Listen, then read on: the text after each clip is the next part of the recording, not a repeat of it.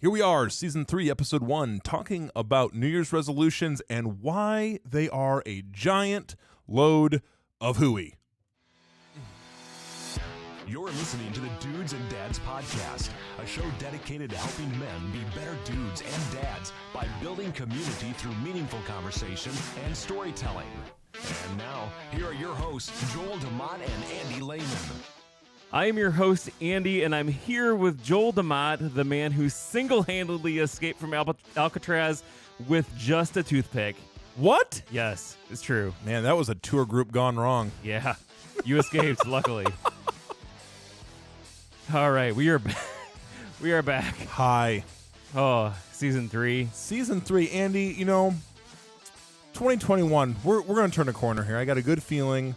And the way we're going to do that is by debunking all the goals that all of you have set for yourself. We're gonna fix all of it tonight, and we're going to tell you why you should stop setting. You should stop not setting goals, but you should stop accomplishing them. You should just stop accomplishing your goals. That's it. Because someday you need to be pressing forward. You need to be looking forward to things that you haven't yet accomplished. And if you just accomplish everything, what is there really to live for, Andy? That is true. Yeah, right? No, we specifically want to talk about tonight the whole phenomenon of the New Year's resolution, why we find it to be an empty, soulless black hole, and what we can maybe put in its place. Is that fair? That's absolutely fair. Beautiful. But tonight, first, Joel, we need to we actually have coffee in the studio. We do. Tonight. We do. Delightful coffee. So, the Colombian from our good friends over at the Electric Brew. That is what we're brewing tonight. We're enjoying a good cup. And I'll be honest with you, I needed a little pick me up. And Andy, it is currently at the time of this recording snowing outside. There, I heard Christmas music playing on my way up here to the studio. It feels very. What does it feel? It feels festive. Right now. It does. In fact, Julie, my wife, the other day was saying, I want snow for Christmas. Yeah, absolutely. And we have snow. It's not Christmas yet, but yes. Well, by the time you're listening to this, yes. the Christmas will have come and gone, and hopefully we've celebrated a white Christmas by that time. But Joel, speaking of Julie, we are actually bringing her on tonight because she heard us talking about this topic and said, hey, Yep. And she actually, Andy, I wasn't going to tell you this, but she asked if she could just replace you tonight and sit in the producer's role. Here, I said here you go. I said that seemed like a little bit of an overreach and a violation of the trust in your marriage. So #goals. Hey, you can take. Listen, you can take this chair anytime you need it. Oh my goodness! Hey, Julie, good to have you here with us. Hi. Yeah. So. Here's the amazing thing that we're going to be chatting about tonight. It's part brain science. It's part New Year's a hopeful spirit of 2021. It's part we do like to criticize things. I also like to do that on occasion, just because it makes me feel better about myself. So we're gonna mix it up tonight. We're talking about New Year's resolutions versus what we would say are effective goal setting and achieving our goals, and how those two kind of play out. What's healthy about it? What's not so healthy about it? And how we can do better. How we can all do better in 2021. Right, because I know for me, I've set goals before I've done New Year's goals. Mm-hmm, so those goals that are that I think I usually think the coffee's got me all jazzed. I know. I usually think of those goals right like the day before New Year's. Gotcha. And then I try to figure, or even post New Year's, I'm like, what should I do for New Year's after? Well, here's what I want to know is, Julie, have you pondered, because we're all in agreement here, we are not doing New Year's resolutions, and we're going to talk about why we have not done New Year's resolutions. Have you thought about your goals for 2021, Julie? Are there a few ones that you could share with us? Sure. I have thought about a couple of them. The major one is actually more of a family goal that we have. And so we have some benchmarks for some financial things for 2021. Yes, beautiful. We always have a travel goal in mind. I kind of wanted to say these are all news to me, but they're not. Yeah, that would be... What? That would have been bad. What? I was waiting for Julie to say we're really focusing on beating our children less this year. Well, that too. I just want to be very clear that is funny Not. to us because it's absurd. Right, exactly. Yes. So yeah. So family goals, financial goals, the travel goals. I love. What about the travel goal this year? Where are you guys at with that? We are, well, the one thing that I know we're doing is we're going to head up again back to Michigan with our family, extended family a little bit, and kind of spend a little bit of time there, relaxing. Julie, what else are we doing? Well, we have not necessarily just a 2021 goal, but our oldest son will graduate from high school sooner than we would like. So he's in 8th grade right now. So that limits the number of summers we have. And so we have 3 major trips that we would like to accomplish before he flies from the nest. The coop? Yes. Which he said he's moving to Alaska. We'll see if that happens. But he literally will fly away. If you take him to northern Michigan, that's a good step in the right direction. I mean, it's practically Alaska. That's right, especially this time of year. I do watch, and Julie, you'll appreciate this. The Tuscarora Outfitters up there on the Gunflint Trail. They are in my.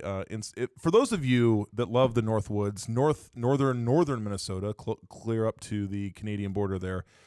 Tuscarora Outfitters. That's who we've always used when we do our trips up there. They have a great Instagram feed. What was so beautiful was the lakes, Gunflint Lake and the lakes around the area there, froze in such a way they were smooth glass, so people were like able to go ice skating out on these lakes. It was just gorgeous, beautiful, and they do a lot of amazing ice fishing as well. So I've been following, but like they've had a lot of ice on the lake for quite some time already. It's crazy to me. So it's just a different reality. But yeah. So what about yourself, Joel? The goals for this next year? What are your goals? Yeah. What do we want to do? Yeah. Well, guys, here's the deal. We're gonna break the news right here because all you need to find out. I'm gonna be starting a new job actually in this coming year. You're leaving the podcast? Yep, that's right. Andy, no offense, the pay was lousy, and I just had to put my foot down. So I'm so sorry. It's really awkward. Julie's to not find taking out. my position. She's going to be taking your Okay, position. there's the seats open. I am closing the chapter here at Clinton Frame Church as the youth and young adult pastor after a little over 5 years of service. And by the time this airs, yes. It's the airwaves. By the time this airs, it will be public with I am taking on an executive pastor position at Wakarusa Missionary Church. So very excited about all of that and joining that community. And so really one of my goals is to do that job well. That's a good goal. That's a good goal. To start well. And I'm just very excited about joining that team over there. And so I'm just wondering, I'm thinking very intentionally about what it means to start well and to have that goal in mind. And it's a goal that I think, I'm going to attempt to have some measurables on as far as setting up systems where I'm getting feedback from other people about how I am doing, kind of easing into that leadership role. Sure. So. Let's talk about that a little bit. So you had mentioned that the reason that goals work and New Year's resolutions don't work is because you have these attainable goals and you have this direction that you're going in. Yes. So have you thought about, you mentioned setting goals there and having measurable feedback, but how does that look for you in your new job? Yeah, well, so Julie and I have actually talked about this before, even with her role with Hope Mommies and the leadership of the Northern Indiana chapter here. The farther you get up in leadership, the less likely you are to hear the truth about how well you're doing. And when you're trying to elicit feedback and when you can tell people, no, really, guys, I really, really mean it. It really won't hurt my feelings. Yes, it won't hurt my really, feelings. I promise. Tell me how you're doing. People hear that and they go, yeah, right. And you have to say that. Yes, right. And so there is a value there for me of starting in a role where I have to some degree measurable categories for my leadership. So where we're measuring levels of trust, for instance, like do you receive me as a trustworthy person? When you share something with me in confidence, do you have from a 1 to 5, how likely do you feel that I will keep it just between the two of us? Am I a safe place to have difficult conversations? Are you experiencing me as an encouraging person or as a discouraging person? The other one that I'm incorporating right now, even doing some coaching. I actually have a coach right now through, which, by the way, Julie, I need to introduce you to this person. Oh my Excellent. gosh, my friend Carol. Carol, if you're listening, you're an angel. Track me down, Carol. Yeah, And if you're not Find listening, me. Carol, you need to. you need to be Carol. We've mentioned Carol's name several times now, so she's been plugged. My good friend Carol Smith.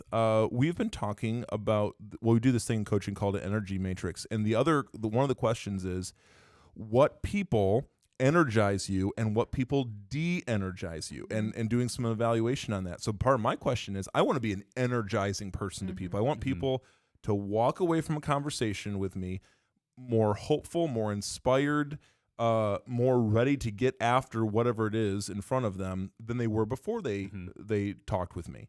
And so I think there's a way of just simply asking, are you more energized? I mean, that's a goal for me, right? Are you more energized after you talk with me, or have I just, because we've all been with those people that just suck the oxygen out of the conversation. Sir. And you're like, I thought I was doing fine when I walked in here, but now I just, it feels like it's going to be hard to put one foot in front of the other. And that's not the kind of person I want to be. So really just setting goals for my leadership where I have intentional, measurable streams of feedback, where I'm asking intentional questions, ongoing, over time, and that there is some sort of consistency in the measurement there, with the hopes of, just being able to say, I am moving in the right direction on this. So, yes.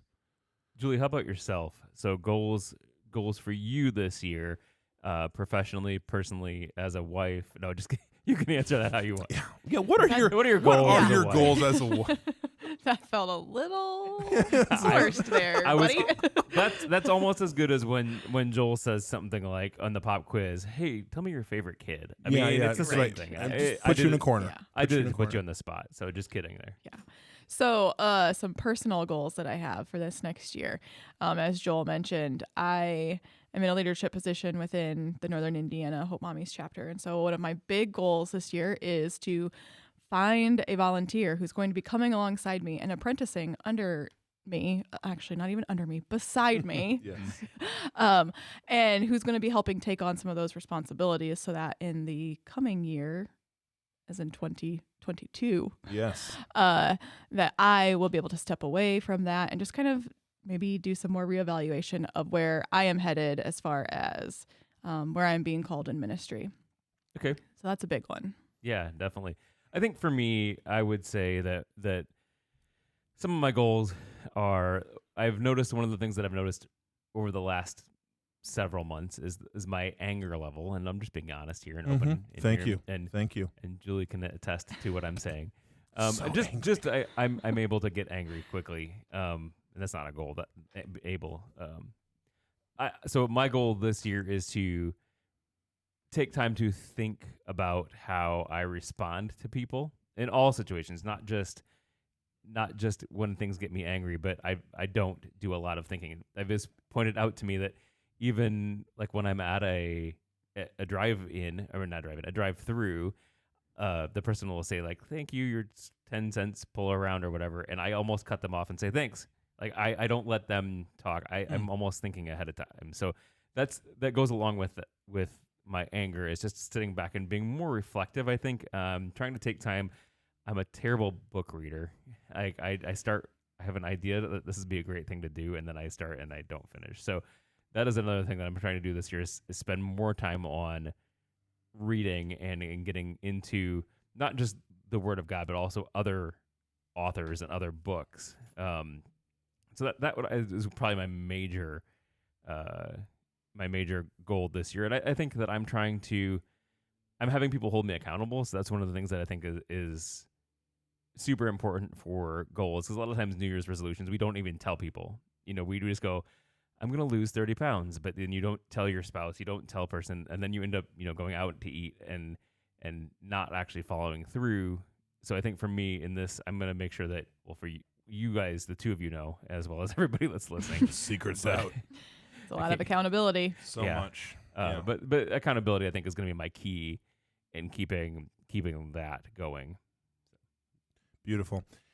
So we've said, okay, so as we were talking about goals here, we're trying to get specific. We're trying to name things that we want to do.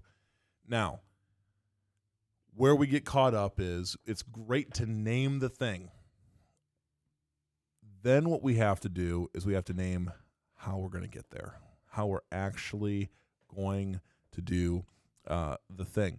As Julie mentioned before the show, I mean, one of the difficult things is not having measurements toward something, not having a clear way forward, and that is when it comes to brain science, the brain loves ambiguity. So what it really likes is the little buzz that we get when we say, "I'm going to do this thing. Mm-hmm. I'm going to climb that mountain. I'm going to, do whatever it is, this thing that's in front of me," and the brain's like, "Oh man, good for you!" Clap, clap, clap, and we get a nice little dopamine release, and we get a little warm fuzzies that go on. The problem is, you've done nothing to position yourself to actually achieve that thing, right? And so the whole the discipline that we have to enter into, and this is something I feel like I gotta kick back into high gear for myself, is the moment that we have that aha moment of this is my goal, then we use that little high that we get from that to propel ourselves into the harder work that our brain really strongly resists, of the nuts and bolts of how we're going to get there. Right. Well, that's why it's so easy when you start on something like a New Year's resolution and then you fail that first time. The January 1st comes around, or January 2nd comes around, and you realize that you're not doing the thing that you said you were going to do. All of a sudden your brain goes, it's not that big of a deal. Right. And you stop. I didn't actually care about it that Right. much. That much, right? Because you've not invested all that much into achieving it. Well, and to go to a different point, I've always heard it too, and why people charge a lot of money for like masterminds, because if you put something physical to that, where you're saying, this is really important to me, I'm going to spend the $1,000 or whatever it is to learn the course and go into the mastermind, you're going to put that time in and you're actually going to do it. Right. So when you have skin in the game, you're more likely to complete that. Absolutely. And I think that's why, for me, most of the things that I have done that have been the most fulfilling, and like where I've achieved goals and legitimately bettered myself, they cost a lot of money and they took a lot of time, and they, it was not an easy overnight sort of thing. What is there something you guys can name? Because I've been thinking about this. Name like a goal. Like I want to dive into the deep depths of failure here for a second. Like a goal or something that you set off with just the best of intentions, and you just completely, like it was a failure, and not even just a failure. I wanna focus on something that maybe like felt a little soul crushing, a little like personally defeated. Shame is like, crouching at the door for you, that kind of thing. Is there something that you can think of where it was just like not following through on it was a big blow? Me? Oh, go for it. All right. I was thinking the whole time, maybe hopefully Julie will answer first. So I wasn't thinking about what I should do. Gotcha.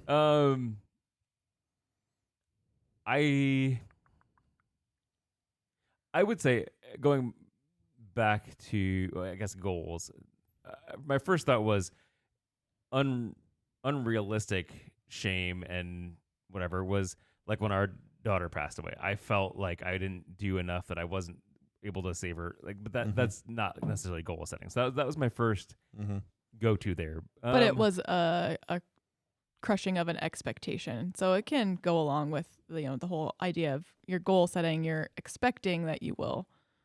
Yeah, make this goal, but it might be a far stretch. But So I guess I don't know. Okay, Julie can take this one. Okay. So we homeschool, and so every homeschool year, I have a goal of, we're going to accomplish X, Y, and Z by this point in our school year, or we are going to have corrected this behavior by, the end of the school year. And inevitably, there's going to be a goal that is not met. Sure. And definitely some of those are more soul crushing than others. I would say the ones that are most soul crushing or are not the ones that where I'm asking my kids to rise to something. They almost always do. Yep. It's always something personal of, okay, maybe we met the goal, but what I had to do and the way I had to behave to get us there Gotcha. Yeah. was not necessarily the best or or I was the one who prevented us from finishing by the middle of May because of whatever. Well, and something again that you mentioned before we started recording was like the component of things being attainable. Right. Like, and even having that realistic it's not that you have to go to a negative place, but you have to go to a realistic place about your goals. I won't name names, but as I look at all my children, I look at my kids right now and I go, okay, I think there are certain areas in life where they can really, really succeed. Sure. I think there are other things in life, if they stay on the track that they are, which obviously all of us are way different than we were, as young kids and whatever. But I think there's other areas where it's like, I'm not going to, like, for instance, if I have a kid who is not athletically gifted in a particular sport or whatever, right now is not taking naturally to it. If I start going to this place of like, my goal for them is that they will be amazing and awesome at whatever. First of all, it's more of an issue with me. Absolutely. But it's like you're just setting, you're going to unattainable places that are just setting everybody up to hate everyone by the end of it. And so it's like there has to be realism about it, that you can't do everything awesomely.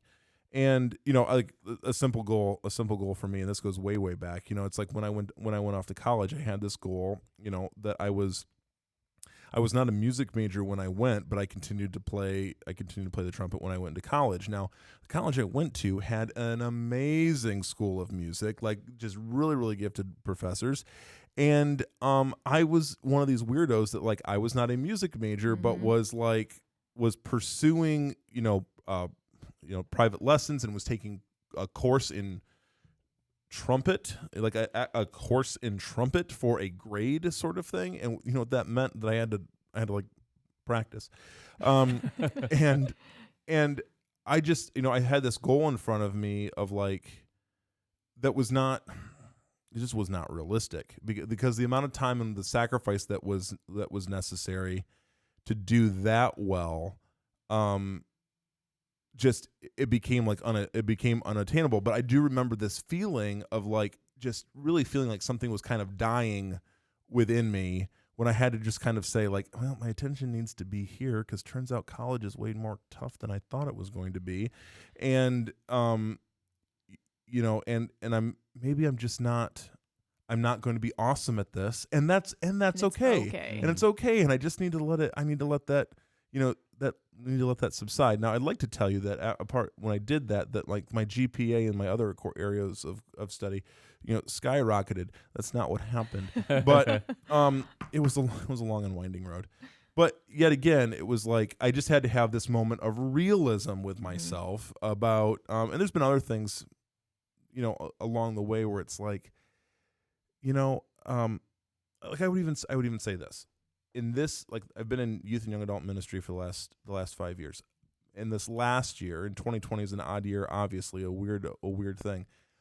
Like I had to come to terms that most of my big ministry successes, where I was seeing the most growth, were not in youth program stuff as much as it was young adults. In the youth program, we're talking about 60, 70 kids. With young adults, it was like 2-3 young adults, right? And that's where I was seeing all the fruit and all the all the success, and it's just like, okay, what I expected, nor is it really what I was shooting for. And yet there it was. So I had to have this moment of like, listen, where you are having successes is telling you something about where your energies are going and where your passion is and all of that sort of thing. And that's where, that's where we look also to in the issue of motivation. So, and Julie, tell me, because you mentioned this before, tell me when you're thinking about the motivation, like New Year's, the whole New Year's resolution idea versus like actual effective goal setting, where does motivation come into all of that? Well, so when I think especially about New Year's resolutions, and a big one for people is a lot of times like physical health, losing weight. And so I think so many times we get it in our minds like, oh, if I lose 50 pounds, all of my problems will be solved. And so we have, again, unrealistic reasons for why we want to do this. Yep. And that's just not a good motivator regardless. But yeah. The reasons behind. I think about back several years ago where a bunch of us, and this is actually that was one of the most effective, like with regard to health, one of the most effective things that we did. A bunch of us signed up for a 5K that was like a few months out, and I was not 5K ready at the time, that we signed up. But I was like, son of a gun, I am not going to be the person that dies. Right. I won't be the only one huffing and puffing on the sideline. Right. So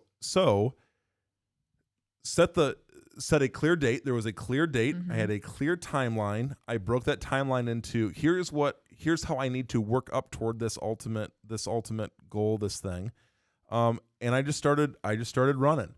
And I'll be honest with you, it was super clunky and awkward at first. And, and when you haven't like, how I say it, like when you haven't felt your body, like, do you know what I'm saying? Yeah. Like this, when you have not felt your body for a long time and you just become like, when you start exercising again and just becoming aware of the muscles you have and the muscles you don't have and how, and like, in your energy levels and your all the obviously your blood sugar stuff and all this sort of things that start happening, it's like okay, I am absolutely going to have to take intentional steps and develop momentum toward this thing, but there is something to be said for like I put a date on it, put a timeline on it. And there was like, it's not just out there, because I would say this is the thing for resolution. I mean, when you're talking about here's what I hope to accomplish in the next 365 days. That's a long time. That is a long time. And if you were in 2020, it felt like we're 7,000 years we have been, and that's why it's like when we do coaching mandates, we do 90-day process. I was talking with several coaches earlier this year. They were down to 30 and 60 day because there was so much uncertainty, even at the 90-day mark or whatever. So a shorter time period. Yeah, and zeroing it in, which again, that's a goal setting process versus a resolution ambiguity, far out timeline kind of thing. So it sounds though like you're saying anytime that you can set some sort of something that you can look forward to. So I found this with doing finances and stuff. If you have a goal where you're saying we're going to save money because we want to XYZ. Yep. Go on vacation or whatever. That always helps you save. If you with anger type stuff, I'm being held accountable for that by people. I'm seeking out other people who can walk along with that journey with me. Or like you said, set a specific date where you're saying, I want this to be done by this time, right. And I'm going to take these steps. And that makes it obtainable as opposed to just saying, I'm going to do this. Specificity, the greater the specificity, the greater the probability that you will achieve your desired outcome. And, the business world understands this. When financial projections, financial goals, I know, like my dad has been in, the top tier automotive manufacturing world for a long time, and you better believe that those, I mean, everything is measured, down to the millimeter, beyond millimeter kind of thing. Yeah, and so, it's that's how you achieve success. And so, for those of you that are listening, if you got something you want to achieve, and you're like, here's my goal for this coming year, and you name the thing you want to achieve, and that's all you do, don't waste your time. Just stop right there. Like you have such a low probability of achieving the thing. And it's not because you suck as a human being, it's that you just haven't put the mechanisms in place to actually go after the thing.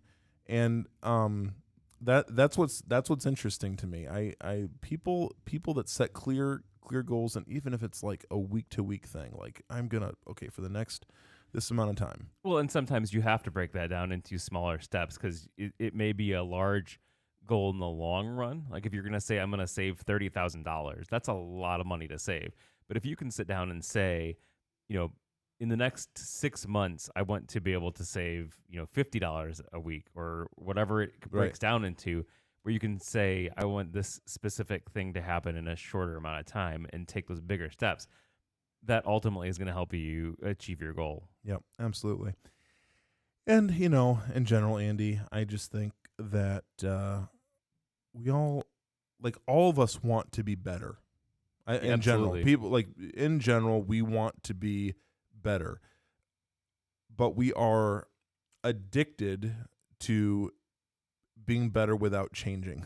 We want that fast turnaround. We want lose 30 pounds in 7 days. It's not reliable, or it's not that expectation you can't meet. And especially if you're looking for something that is fundamentally transformational to you, that's hard work. It's not going to be a quick diet pill. It's going to be a lot of blood, sweat, and tears. Yes. And, even right now. So I had a weight loss goal that started back this fall, of which I have come down some, and it's sort of stayed off, but I recognize I have gotten everything out of it that I have put into it. So it's very clear to me now. It's like, okay, for this next thing that I want to do, or this next thing that I want to achieve, I'm very clear about, because for all of us, we have all created the perfect machine in our lives for the results that we are getting. And that's a really hard reality to come up to if you're getting really honest with yourself. Because people want to believe that, no, my reality is in spite of the plans and the things that I have done and made. Because I have become the victim of the things that have happened. Yeah. And it's no, you're mostly responsible, and there's obviously caveats and a few exemptions to that, but by and large, we have all created the world in which we are operating, and that we're getting the results that we're getting. And I should say, those worlds can be, I'm surrounding myself with these people, or I'm working in this particular environment, and so these are the results that I'm getting as I am functioning in these places. So maybe some really intentional changes have to happen. That might be the case, but we just got to own our realities. And that's the in today's world, ownership, responsibility. Well, and that goes back to that episode that we were having about, oh, woe is me, 2020 sucked for my kids, blah, blah, blah. It goes back to that. Yep. And I think, in general, if we can just, start off small. Do something. Set yourself up to succeed. Yeah. Don't set a goal that is going to be incredibly taxing on you. Make yourself feel like a champion. Yeah, right, exactly. And like for you, Julie, this year, as you're looking to transition in someone who's going to be kind of working alongside and shadowing you and learning and to take on this new role, in my mind, you could do the vague goal of, I just want someone to fill this role And by the end of this year, that there's a transition that happens, and that's it. Now, just to be very clear, that's a really sucky goal, and like the way I've worded it there would more than likely would not occur. So, how are you thinking? Like, just very practically. I mean, you've got this thing that within your vocation where you're like, okay, this thing needs to happen. How have you thought about getting there? Yeah. So, like, our volunteer year starts in January. So my goal is by the end of January to have identified 2 people that have interest and desire. Perfect. To even consider. So there's a 30-day, like stage 1, 30-day goal. Yeah. Okay. And it's an easy one. Yep. It's just, I just have to talk to people and ask them, are you even interested? Yes. Right. So then from there, then it's really just walking through the calendar year with them. And at the beginning of the year, we'll start small, like, hey, will you make sure that books get ordered? And then incrementally by the end of the year, hey, will you make sure that Bible study gets what it needs to take flight on its own? Yep. So yeah, I mean, I have lots and lots of steps and goals for as far as that goes, but I'm starting small, starting with something fairly easy, not just for my own sake, but also whoever's coming into this spot is going to have a lot thrust on them. And I don't want to, I want them to have a realistic idea of what goes with it, but I don't want them to know all of it right away. Right. Yeah. Right. Yeah. That's fair. Yep. Yep. And for any of us, if we knew everything that our future leadership roles or whatever entailed, we would probably think very, very differently about them. Yeah. So yeah, I'm, I just want to encourage everybody as we're thinking about goal setting, like we've talked here. Again, be specific. Indicate to yourself, be very clear about what your measurables are going to be, how that's going to go. In the weight loss journey, here's the deal. You're on the scale every day. You're looking and you're aware, went up a pound, went down 2, whatever the case is. Am I on track? And if not, then I need to make course corrections along the way. I need to adjust my behaviors.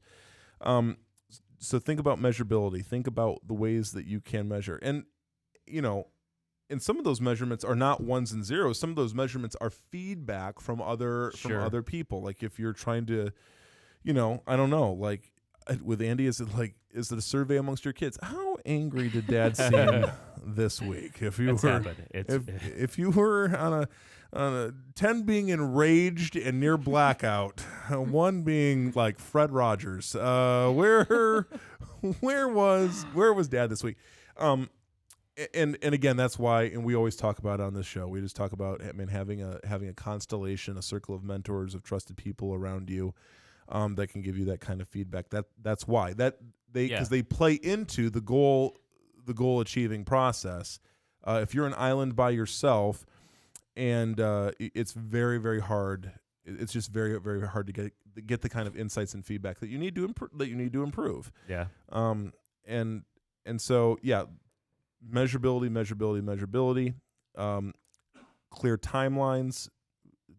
Don't take the whole 365.25 days as a big giant chunk. That makes me hurt just thinking about it. Like 60, 90, 1 month, put something close to you. Because the thing is, if you're trying to get from A to B, your B might need to get closer. Your point B might need to get closer, because depending on where you are, all of us have had a long year, y'all. Mm-hmm. We've been under stress and strain. Our coping ranges, our ability to inwardly muster the ability to go after things is getting lower. It just ain't what it used to be. No. It ain't what it used to be. So maybe it's, hey, you know what? My 2021 goal is a January 2021 goal.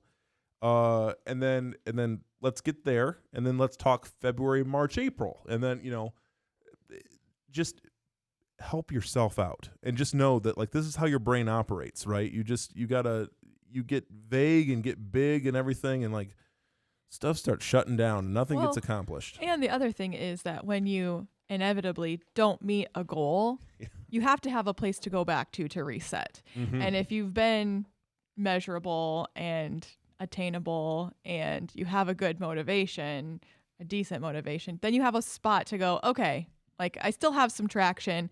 This is how far I've come. I can continue on. Maybe my goal needs to change or whatever. You know, that having that reference Yes. to go back to, because inevitably we will fail. Yeah. And failure is part of the learning process. We want to fail well and we want to fail forward. And that's the thing. I think if you're setting goals, like, man, it's just such a great point. If you're setting goals and setting them well, it's not baby with the bathwater. If you take a misstep or whatever, we can recalibrate and adjust on the way. That's the good thing about goal setting. Versus, again, I have this resolution to eat less chocolate, and that's never going to happen. Yeah, I just had to name something that was the least likely to actually happen. We set ourselves up for basically not allowing any failure to take place, which failure will happen. Because it's like, what happens in my example of being a better leader, improving my leadership, what if I get a negative feedback, right? And like, what if it's all been positive, and then I get, someone who's just like, Joel, I experience you as just being a very, I'm trying to think of, you're just too intense.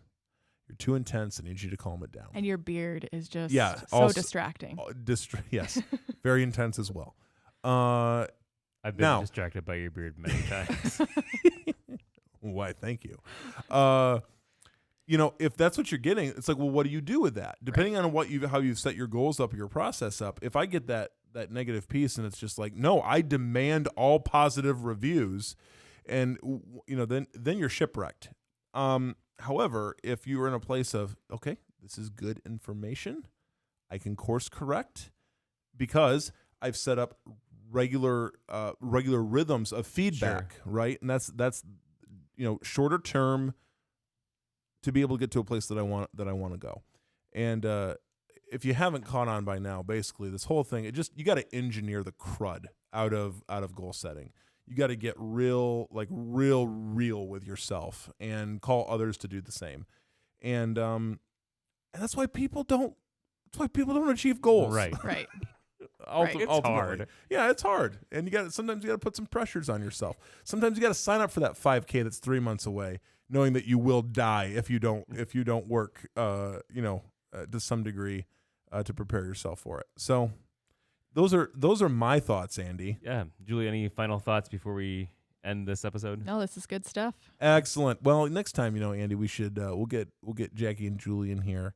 Yes. And we'll get Make it an official Wives of the Square Table. Gosh, which we really, Part 2. you know what? That's a great goal. Part 2. That's actually a good goal for us as a podcast for 2021. More wives. Not more wives. Like, no. No. Thank you. No, that's good. I'm keeping my one wife. You know what I really want, Andy, in 2021 is more wives. Gosh. Just more. That's what I heard you say. But our listenership just completely tuned out. No one will listen to this episode. We want our wives, the one that we each have. Like, we each have one. We each have one, and we want them both on the show. On the show. That's correct. That's what we want to have happen. Right. That's not like a sister wives situation going on here. So, it's a good goal for us in 2021 as we and we've got a lineup of guests coming. We do. That's going to be great, and I think you're all going to enjoy. And I'm hoping some return alumni. There are people that we've had on that we just continue to say, you know what? Come back. There's more gold at the end of that rainbow, if you know what I'm saying, Andy. Yes. It's not a metaphor I've ever used before, but I feel like you got what I was talking about. Awesome. Well, hey guys, I want to thank you guys for tuning in to this first episode of season 3. Season 3, Andy. They said it wasn't possible, and here we are. All those naysayers. Wait, we had no naysayers.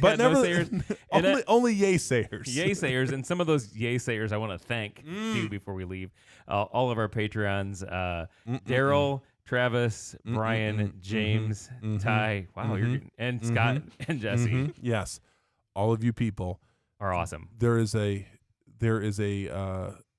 deep and special place that you hold in our hearts, and I'm also willing to bet that because you have supported us so well, all your wildest dreams are going to come true in 2021. Sound like a fortune cookie. But if you would like to join those awesome people too, because you guys are awesome, all of you are awesome, you can go to dudesanddadspodcast.com/support. Yep. And you can join them. Join the army of people that are making this machine run like it's mostly well-oiled. Well, guys, if you have any feedback about this episode, please make sure to call our voicemail line, or you can send your voice memo from your phone. The memo. feedback@dudesanddadspodcast.com. Joel, any parting wisdom for our listeners? Guys, we're up and to the right, my friends. Thank you for hanging with us. It's going to be another great season. And until next time, we wish you grace and peace.